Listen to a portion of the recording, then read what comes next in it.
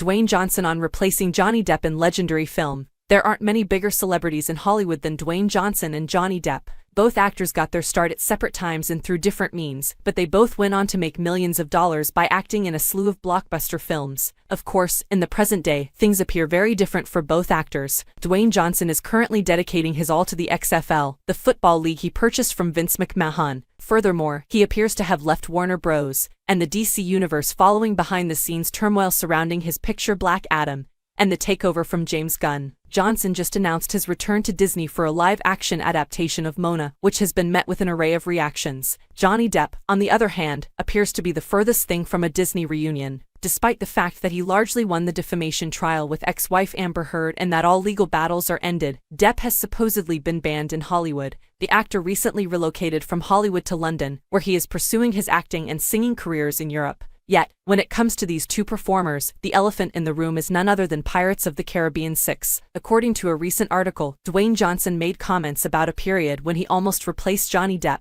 but not for the movie you might anticipate. I was considered by Tim Burton to play Willy Wonka in his adaptation, Charlie and the Chocolate Factory. Johnson recalled thinking, "Holy SHT, I'm in." But that was many years ago, when I was just starting out in Hollywood, with no global box office strength or true acting expertise to pull it off. The role, of course, went to Johnny Depp, who is the biggest star in the world at the moment. Dwayne Johnson to take over for Johnny Depp in Pirates of the Caribbean 6. It's intriguing to learn that Johnson was Tim Burton's second choice to portray Willy Wonka, a part that finally went to Burton's close buddy Johnny Depp.